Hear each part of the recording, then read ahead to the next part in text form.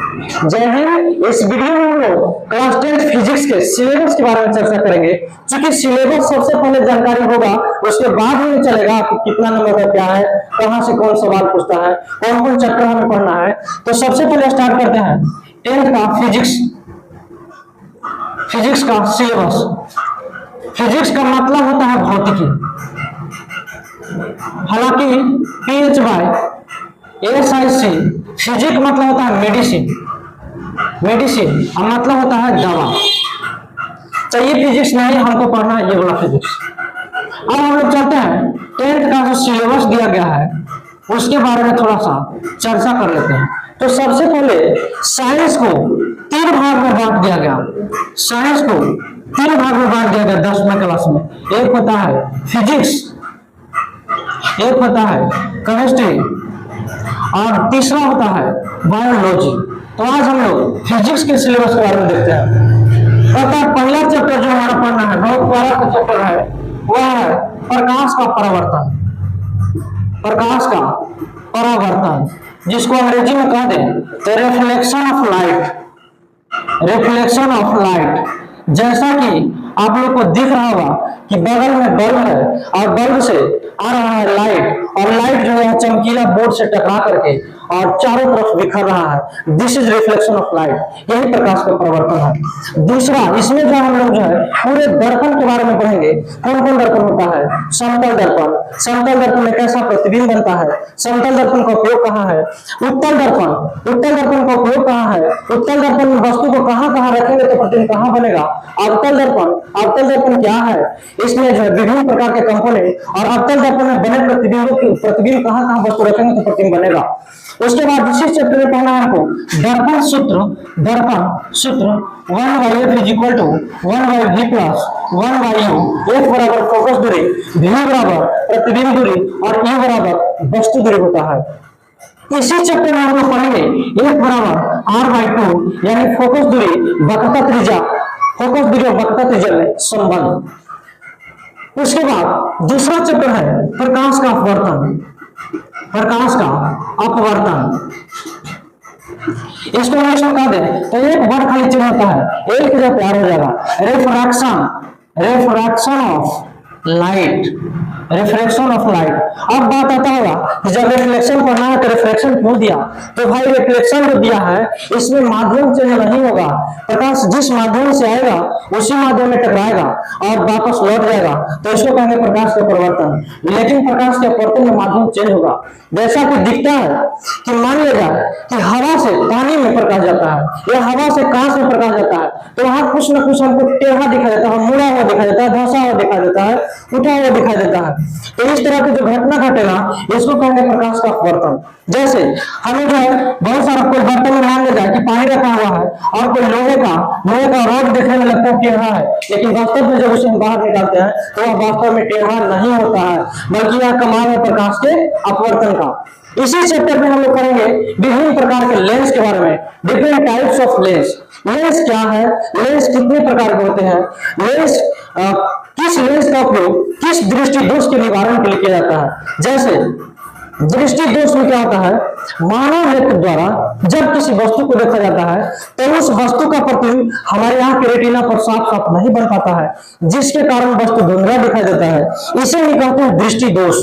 दृष्टि दोष, और दृष्टि दोष को सुधारने के लिए विभिन्न प्रकार के लेंस का उपयोग किया जाता है, सर्जरी का उपयोग किया जाता है।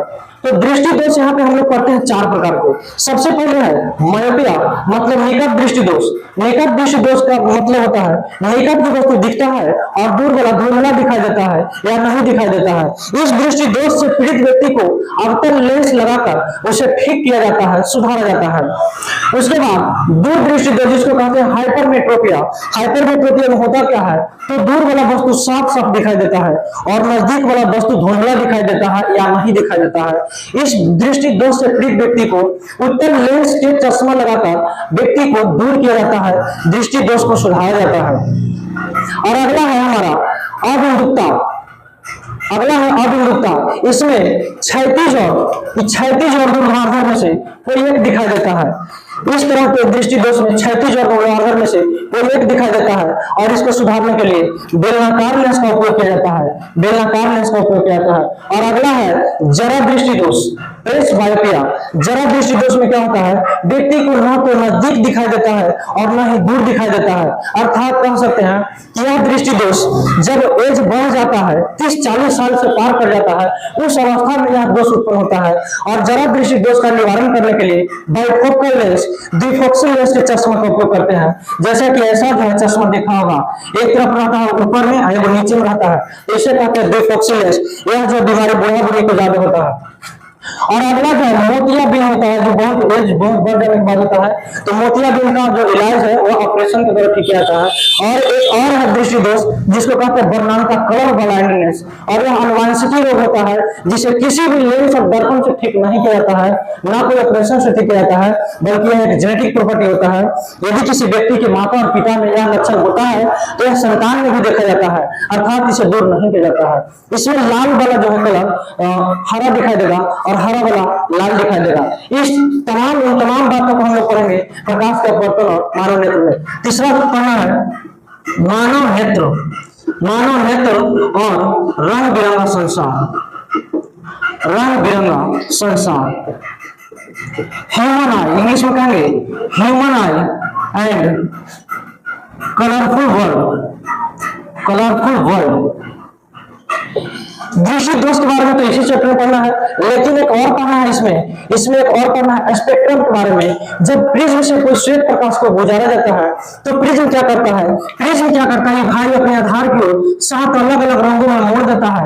ये जो बनता है इसको कहते हैं वर्णपट, वर्णपट, या इसी को कहते हैं इंग्लिश में स्पेक्ट्रम, स्पेक्ट्रम कहते हैं। इसमें 7 रंग होता है, भीग जियो, वायलेट, बैगनी, इंडिगो माने आसमानी, ब्लू माने नीला, ग्रीन माने हरे माने पीला, ऑरेंज माने नारंगी और रेड माने लाल। सबसे अधिक रंगधर जब लाल रंग का होता है, जबकि सबसे कम रंगधर बैगनी रंग का होता है। इंद्रधनुष में 7 रंग होते हैं।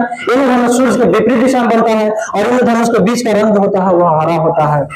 इन तमाम बातों को हम लोग पढ़ेंगे मानव नेत्र रंग बिरंगा संसार में। यहाँ पर लाइट खत्म होता है, लाइट 3 चैप्टर पढ़ना था, और चौथा जो चैप्टर है वहाँ करंट आता है, विद्युत धारा आता है। तो पढ़ेंगे चौथा चैप्टर में विद्युत धारा, बहुत इंपॉर्टेंट सवाल, बहुत इंपॉर्टेंट क्वेश्चन। विद्युत धारा, इसको इंग्लिश में कहेंगे इलेक्ट्रिक करंट, इलेक्ट्रिक करंट।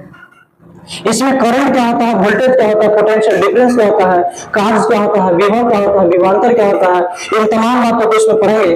और ओम के नियम इसी में हम लोग जो है साबित करेंगे। ओम के नियम अपने आप में बहुत महत्वपूर्ण प्रश्न है। और अगला जो है चैप्टर विद्युत धारा के, विद्युत धारा के उसमें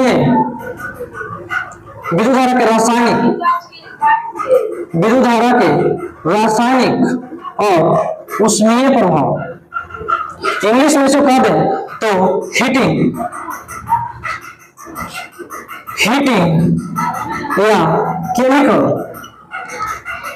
effect of electric current, electric current. इसमें हम लोग पढ़ेंगे जूल के उष्मीय नियम। उन्होंने कहा कि जब किसी परिपथ में सर्किट में विद्युत धारा प्रवाहित किया जाता है तो वह चालक, विद्युत वह चालक प्रतिरोध के कारण गर्म हो जाता है, हीट हो जाता है। इस घटना को जूल के उष्मीय नियम के नाम से जानते हैं। और अंत में जो है आखिरी चैप्टर पढ़ना है हमारा ऊर्जा के स्रोत, ऊर्जा के स्रोत। इंग्लिश में से कह दें तो source of energy, source of energy, source of energy.